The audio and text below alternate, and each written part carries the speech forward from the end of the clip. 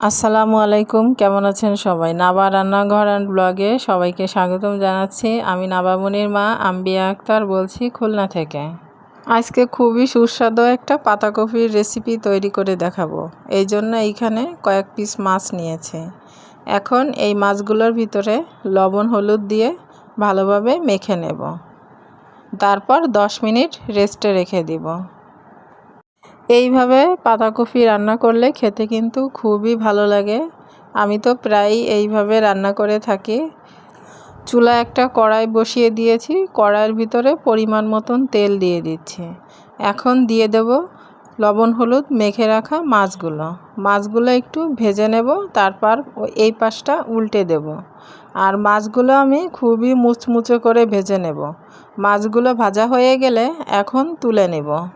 একই তেলের ভিতরে 2টা পেঁয়াজ দিয়ে দিচ্ছি। আর পেঁয়াজগুলো আমি খুব ভালোভাবে লাল করে ভেজে নেব। আর এখন দিয়ে দেব সামান্য পরিমাণ রসুন বাটা এখানে কমই দিতে হবে। এরপর সামান্য পরিমাণ পানি দিয়ে এর ভিতর জিরা গুঁড়ো, ধনে গুঁড়ো, হলুদ, লবণ দিয়ে ভালোভাবে কষিয়ে নেব। আর কাঁচামরিচও দিয়ে দিয়েছি। ভালোভাবে কষিয়ে নেওয়া হয়ে গেলে এখন পাতাকপিগুলো দিয়ে দিচ্ছি। একটু নাড়িয়ে চাড়িয়ে ঢাকনা দিয়ে ঢেকে রান্না করব 2 থেকে 3 মিনিট।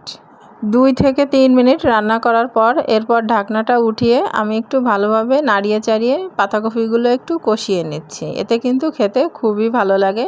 আর এখন দিয়ে দেব 1 কাপ পরিমাণ পানি। আমি কিন্তু বেশি পানি দেব না, বেশি পানি দিলে পাতাকপিটা অতিরিক্ত নরম হয়ে যাবে। এরপর ঢাকনা দিয়ে ঢেকে রান্না করব।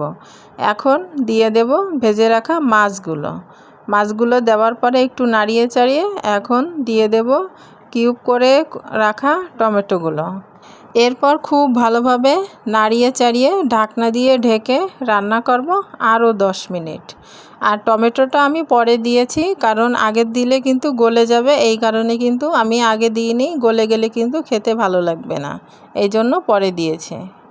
রান্না করা হয়ে গিয়েছে, এখন আমি নামিয়ে ফেলাচ্ছি। এরকম একটি বাঁধাকপির রেসিপি থাকলে আর কিছুই কিন্তু লাগে না। তো রেসিপিটা কেমন হলো অবশ্যই আমাকে জানাবেন। ভালো লাগলে লাইক, কমেন্ট, শেয়ার করবেন। আর অবশ্যই আমার পেজটি ফলো করে আমার পাশে থাকবেন। ইউটিউব চ্যানেলটা সাবস্ক্রাইব করবেন। আল্লাহ হাফেজ।